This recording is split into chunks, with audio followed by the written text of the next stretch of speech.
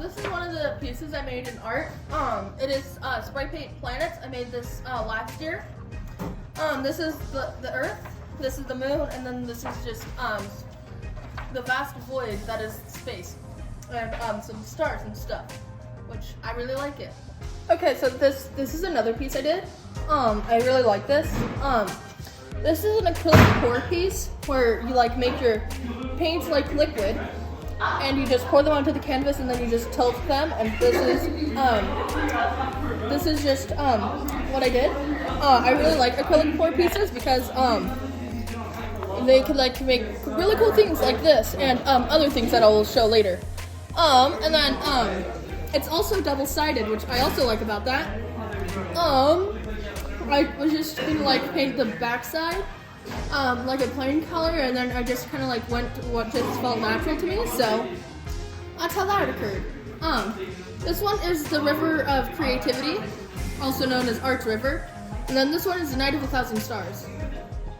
This piece, it's kind of heavy. This is the first thing I made this year, all because I wanted to like do something with this sticker right here, which is a Polyjuice potion. And this is the potion. It is glittery. As you can like see a common theme, I like glittery things. And then this is just like a spell book that has the Polyjuice potion and what it does, and it has like a little warning. Don't let it spill because like it's toxic and stuff. And yeah, I made all this out of clay. This entire thing is made out of clay. This I bought at Safeway, my work.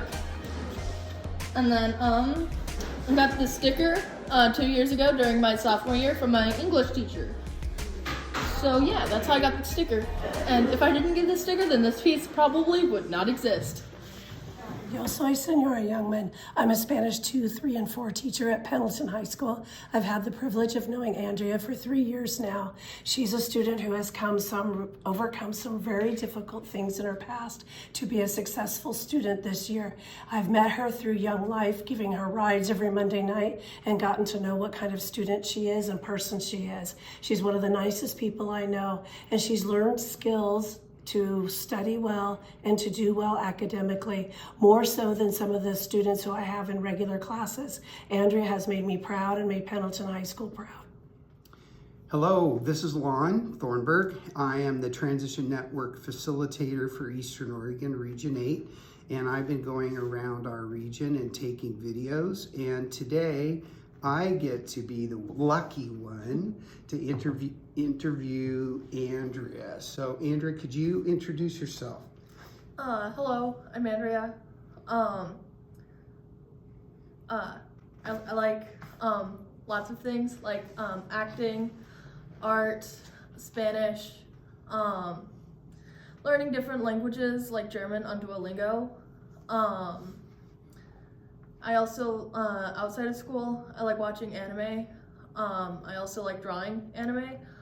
And I also work. So I was going to ask you about that. One of the reasons we're interviewing you today is because we call it work-based learning. You're working and you're learning skills probably that are going to help you on later jobs and things you want to do in life. So can you talk a little bit about where you're working and what you're doing? Okay, so I work at Safeway, a supermarket chain. They're also like doing they're trying to merge their companies with Albertsons. I haven't really been paying attention to that, but I do know that they're doing that. Yeah, as far as work goes, it's pretty cool, I guess. I bring in carts and help bag, and since I'm not 18 yet, I can't really do the bottle room, so yeah. Is that what you're gonna do when you turn 18? You'll still be working there, you're gonna do that? Most likely, until I find another job.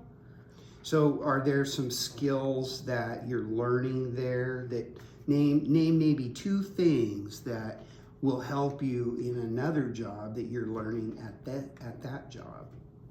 I guess organization, because you've got to kind of organize people's items into the bags, kind of like Tetris. I've played that too. Another thing is that when I was working at the little Starbucks thing, I was memorizing people's or like the regulars. I was memorizing their names with their orders, or like their faces with their orders. Very nice. So you've had a couple of jobs that Yes. you've been doing. So do you have some goals for the future down the road, something you would like to do? Yeah.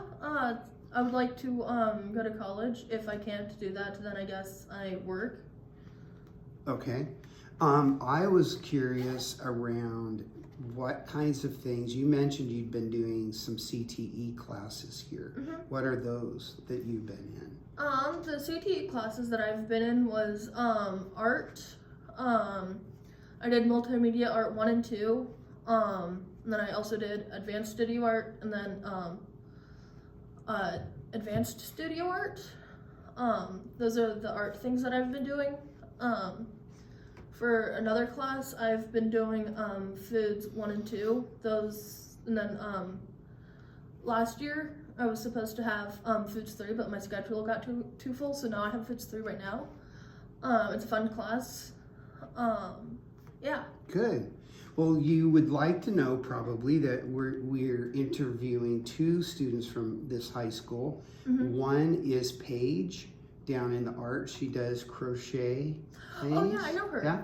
And her teacher, Abby, Mm-hmm. Mrs. Prevost, they had a session that we recorded. And then also culinary, Mr. Mm-hmm. Clark and Tessa. Do you know Tessa? Yeah, I've seen her around. So that was another one. And so you've been involved with both those programs. Yeah. So that's very, very cool. So one of the things we're doing is we're going to show this to teachers who work with students with some kind of a documented disability that are on an IEP, and they need some accommodations and supports to be successful. And so they are wanting to hear from teachers and from students, what are the kind of things that have really been helpful that teachers have done to make things successful for you? Do you have any ideas of things you could say teachers that you've worked with have done that helped? Well, sitting up in the front, having a clear view of the board. Another thing is that also having like stuff being read aloud to me. Like when we're having like tests last year and my sophomore year, when I had like a test, I would have it like read aloud to me by a teacher, and that really helped me. Mrs. Chapman, a teacher aide, I really like her. She's fun. She makes it sound like it's not really a test. It's more like a discussion or like a debate, which I kind of like that. Yeah, that like improved my grade. Cool. Those are great strategies, and I'm glad those have helped you. So what advice would you give other students younger than you? And here you are working, and do you have something you would say that you would give as advice for someone wanting to move in more advance into like what you're doing? Well, I guess as far as advice would go, don't let big things overwhelm you. Tackle it like little bits at a time. Another strategy that helped me was like think of it as like a video game, and the little like breaking it up into like little sections, make it like little battles, and like the final battle would be like the boss battle. So yeah. I am not surprised you said that, because earlier you talked about it was like Tetris. So I was thinking one of the things you enjoy is taking your work and kind of thinking of it and visualizing it like a video game or a puzzle. So what you just said is very, very cool. So last question. What would be something, if you could tell the teachers that are listening and watching this, that might be a good tip for them to use or do with their students that you think would be a beneficial thing? Do you have any tips for them? I guess just like try your best to stay calm with them, because I know like some people get very angry when they don't really get like what they want done. So just like take their time and just like watch them improve. So yeah. Great. Thank you, Andrea. And we'll wave, say, hey everybody, hope you're having a good time at the Oregon Statewide Transition Conference or whatever else this ends up going to. So thank you.